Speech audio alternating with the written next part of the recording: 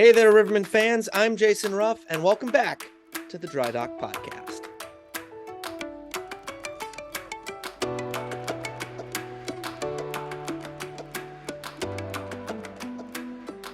Hey there, Rivermen fans. Welcome back to another episode of the Dry Dock Podcast. It's the podcast where we get to talk with Rivermen greats, past and present, about the 40th season that was and what they're doing now that the ship is in dry dock, so to speak. I'm your host, Jason Ruff. Our next guest is someone who deserves the incredible introduction, even if we can give them an incredible enough introduction. We're going to try to.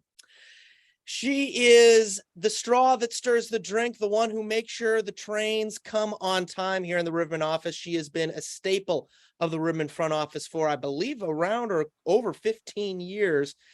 And really, we've had players, we've had broadcasters, coaches, we've had everyone on the show. Now we get some of the great front office people, a staple of the Rivermen organization. You could call her Catherine the Great. Everyone else knows her as Katie Pogeman. Katie, welcome onto the show. Glad you're looking good. I hope you're feeling better. I understand you were under the weather for this past week. Yep, I am feeling better. I actually have a voice back. So thank you so much for having me on the show, Jason. Wonderful. So let's get started here. You've been with the Rivermen for super long time. I believe it's over 15 years, if I'm right. Yep, this will be the start of my 16th season. Wow. How did you get involved with the Peoria Rivermen, and what were you doing when you first started all those years ago? So I was doing an internship with the Chiefs, a summer internship, and then my boss over there said that the Rivermen were hiring, and so I came and had an interview with Bart, who originally hired me, and I was very lucky enough that it took one interview, and I didn't even have to wait. At the end of the interview, he literally offered me the job. So that was awesome and great. And so I started as an account rep. I had no clue what I was doing, straight out of college. And I started new with a whole group of people. There was probably about 4 or 5 of us that were new that year. So just doing sales, ticket sales, group sales. I was on the phone all day, every day. What are some of the fondest memories you have from back in the A days? And did you expect you were going to be with the Rivermen organization for 15, now going on 16 years? You know, when I went into the job, I had the vision of going to Major League. I wanted to be in the majors. I wanted to work for, I didn't know what sport, hockey, I really didn't know anything about.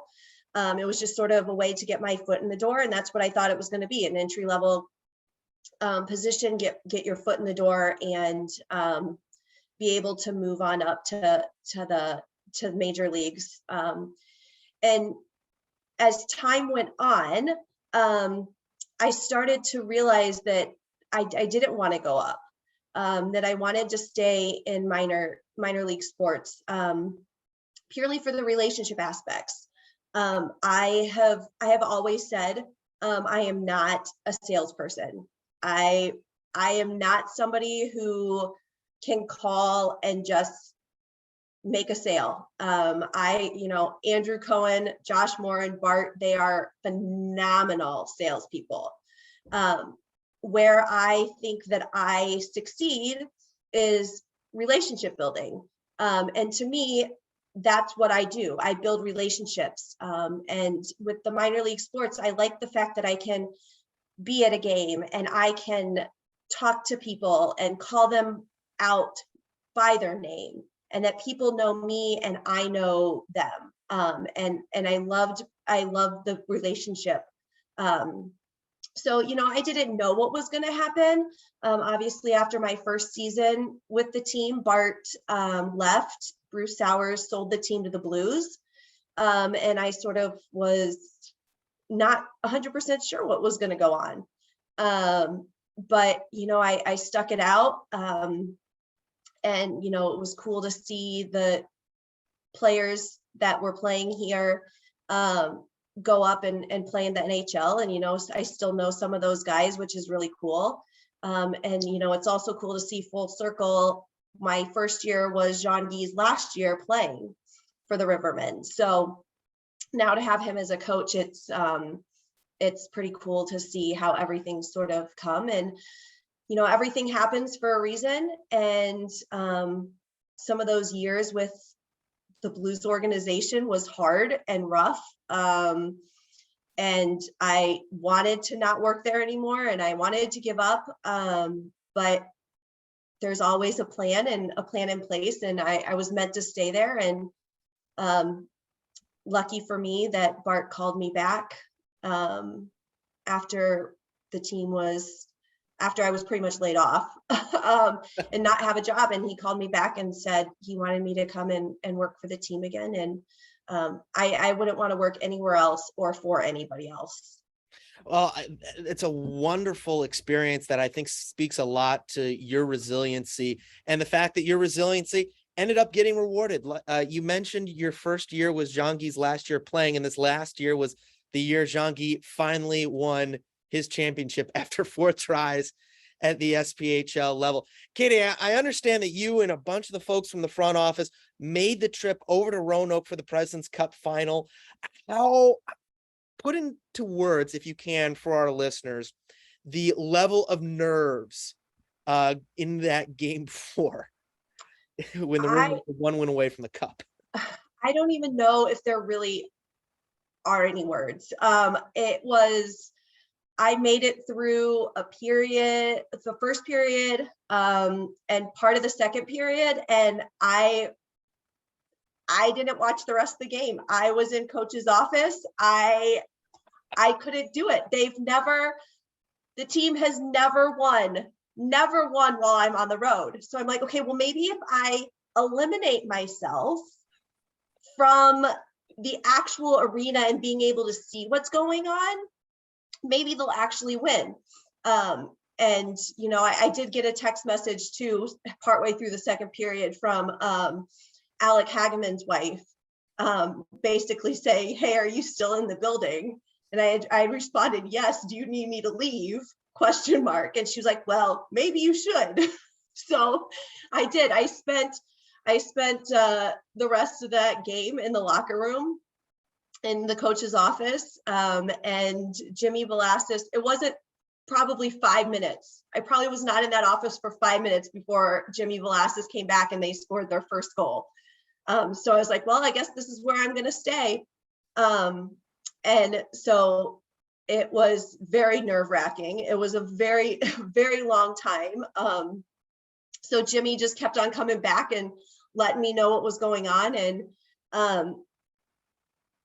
there was a good feeling, I think, going into overtime. I think that everybody sort of felt that this was it.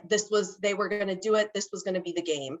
And I was, again, in the coach's office, and the arena went silent. It went completely silent. There was no music. There was no PA announcing. There was nothing. And I just I looked at myself. I said to myself, I was like, we just won that game. And I went to go open the door and I hear Jimmy Velasquez say, I need to go tell Katie. And I just start screaming. If anybody watched the clip that Cleve put out right away, at first, all you hear is Dustin Fitzpatrick yelling, screaming, and then probably 15 seconds later, when I finally got back down to the ring, you could hear me screaming, and it was surreal. Like, I just couldn't.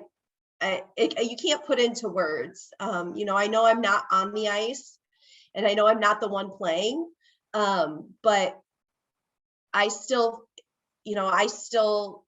am passionate about it. And us in the front office, we give up a lot of time away from our families, and obviously our goal as well is to win the championship. It's everybody's ultimate goal. So it was amazing.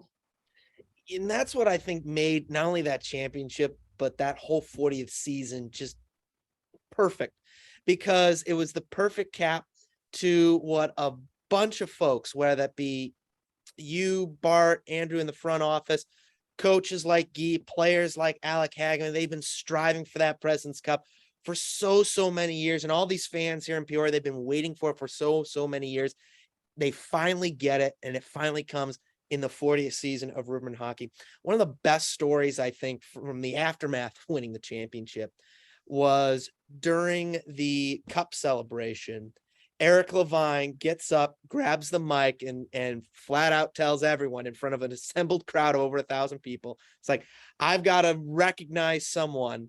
I made a promise to one person all those years ago when I first came that we'd bring home a cup, and we finally brought it home. And he called you out, said, Katie, this one's for you, and literally handed you the cup and gave you your cup celebration right in front of all those fans. What did it mean in that moment to just share that moment, not only with Eric, but with the entire Rivermen fan base? Oh, it meant a lot. I mean, he had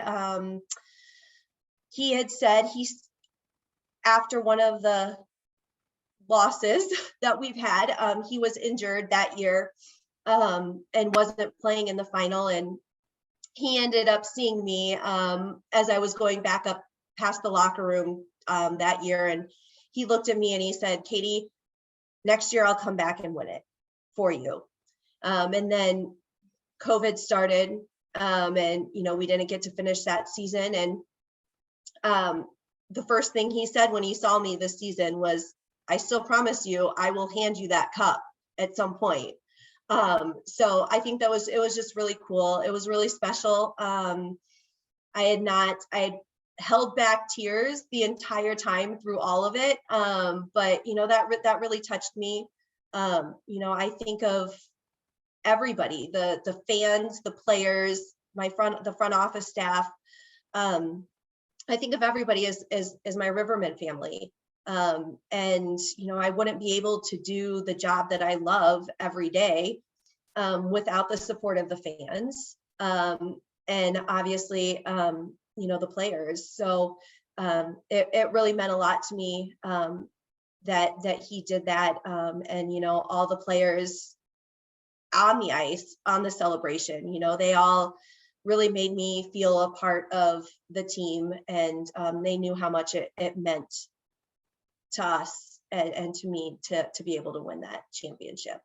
I think that just speaks to the family atmosphere. I remember you telling me a story. One of the players needed something, and he was talking to Guy and talking to Guy. Guy just said, just go up and talk to Katie. I think it's up on your door now. Picture of Guy looking over, and he's got a speech bubble that says, go talk to Katie, or go ask Katie or whatnot. But Katie, you have one of the unique positions of being one of just a handful of female vice presidents in sports. Obviously, that number of female executives and female coaches is growing, not just in the sports world, but in the hockey world as well. What is your advice for anyone or any, young girls out there who are up and coming and maybe want to get into sports or see what you are doing and the success you have and just the amount of positive feedback you get from the fans and from the players? What do you say to those folks out there, those young girls who see what you're doing and say, I want to do that when I grow up? I think when I went into this job, I went in knowing that I needed to do whatever it takes. It's a privilege to work in sports. And so I didn't say no. Whenever anything, was asked of me or they asked me to do something, I made sure that I said yes. And, so they asked me to learn how to do Ticketmaster. So I said yes. They asked me at one point to do merchandise, which was the farthest thing that I could do. And I had no clue what I was doing, but I said yes. So I think that's a huge aspect of getting where I am, is that I was willing to do whatever, whenever. It was long hours, way more than, sometimes I put in now with a family, but without a family, I was the first one in that office. I was one of the last ones out. And, you have to show that you're willing to go above and beyond.